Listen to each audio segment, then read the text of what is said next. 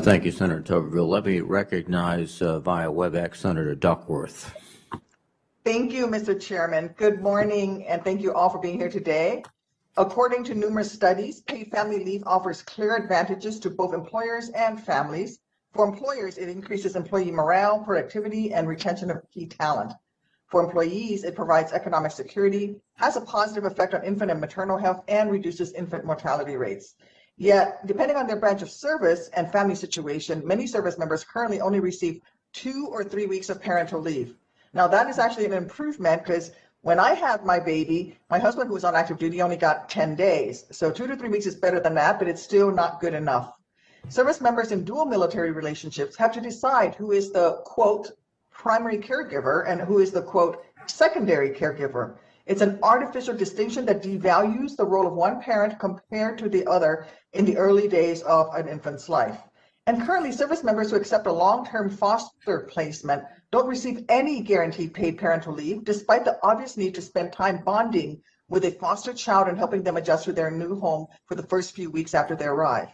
That's why I introduced the Service Member Parental Leave Equity Act, which would ensure that all caregivers in the military can access 12 weeks of paid parental leave, whether they are a birth parent or not. Paid family leave is critical for the physical, mental, and psychological health of military families who are welcoming new family members. The children of service members already face frequent moves, and parents who work long hours have rigorous training requirements away from home and can be deployed for months or years on end, often to dangerous locations. Mr. Cisneros, as a veteran yourself, I know you've seen firsthand the pressures that military families face. Do you agree that we can do more to promote the development, long-term emotional health, and stability of military children? Senator, thank you for thank you for your service, and thank you for this question and really your dedication to supporting our military families. I do believe we can do more to support our military families, and if confirmed, I am looking forward to working with yourself as well as this committee to see how we can further support our military families who sacrifice so much and give up so much in order to support their service member, their spouse who is serving our country, and as well as, you know, our military families are serving our country as well. Thank you. You know, we can't change all the operational requirements that take military parents away from their children, but we can extend parental leave benefits to give all parents, not just the ones who give birth to the child, adequate time to bond with and care for their children at the beginning of their parent-child relationship. Research from many sources has consistently shown that this early bonding time can lead to better developmental outcomes for children in the long term, as well as improved parent-child relationships that can last for years. It's a foundation that's especially important for a service member who may have to be away from home later in their child's life.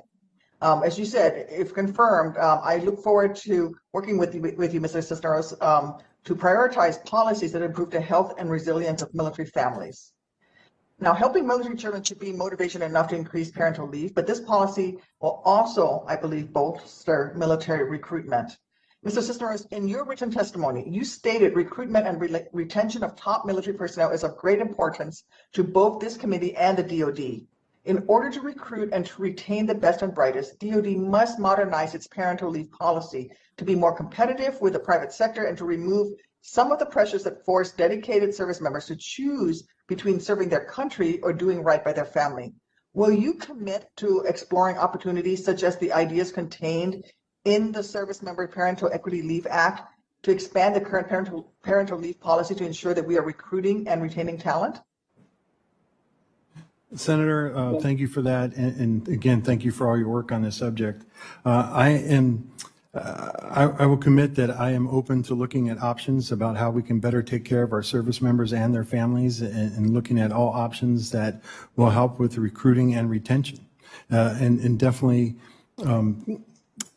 You know, giving families time off during the birth of a child is something that definitely needs to be looked at, and definitely trying to create a uniform policy throughout the military for all branches is something that, amongst other subjects and all different topics, that I think is important that we have. And again, if confirmed, I am committed to working with you to see how we can develop options that will better take care of our families.